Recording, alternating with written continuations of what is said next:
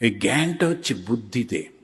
তাই লক্ষ্য করে দেখবেন যে দক্ষিণেশ্বরে যান, মা কালীর মূর্তি দেখেন, ডান দিকে দুটো হাত বড় সুন্দর, একটা হাতে এরকম করে আর একটা হাতে এমনি করে। বর অভয়, অভয় দিয়ে বলছেন ভয় কেন, আমি তো মা, তোমাদের কিসের ভয়?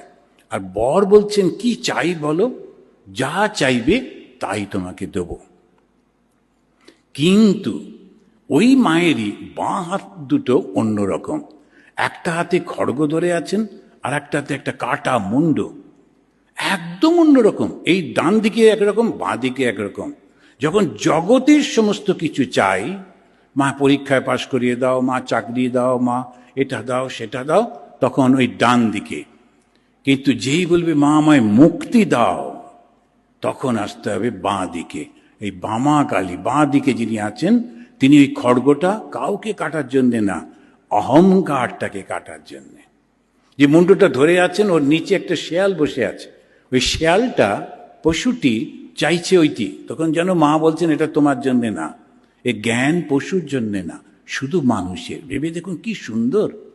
এই হচ্ছেন শ্রী শ্রী মা কালী।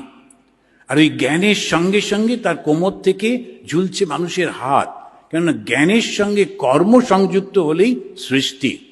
শুধু জ্ঞান সৃষ্টি করতে পারে।